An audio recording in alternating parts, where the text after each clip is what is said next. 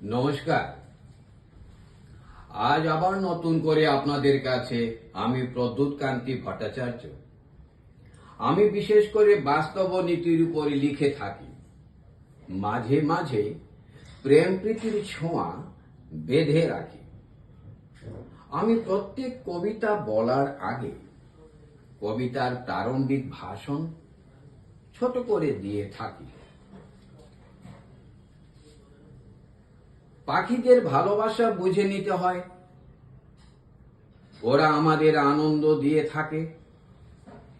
ওদের দল সংগঠন নেই, ওরা আন্দোলনে নেই, ওরা খোলা হাওয়ায় আমাদের আনন্দ দেয়।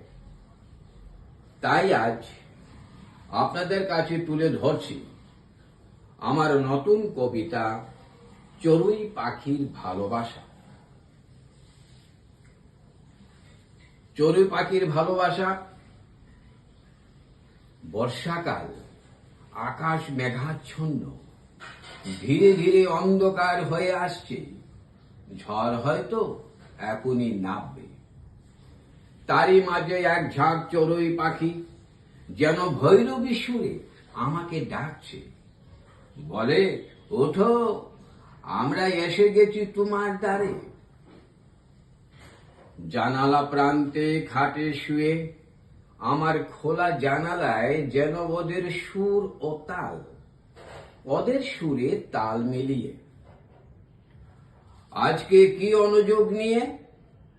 আচ্ছা বলো তো, তোমাদের কি কোনো দল সংগঠন আছে? তোমরা কি রাস্তা অবরোধ করো?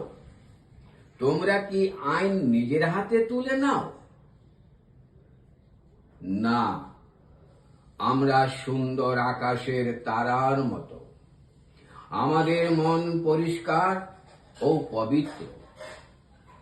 আমার কাছে কেন? তুমি যে পরিচিত একজন পবিত্র মানুষ। কেন রে, মানুষের কি অভাব? শতকরা 5 জন খুঁজে পাই, তার মধ্যে তুমি একজন।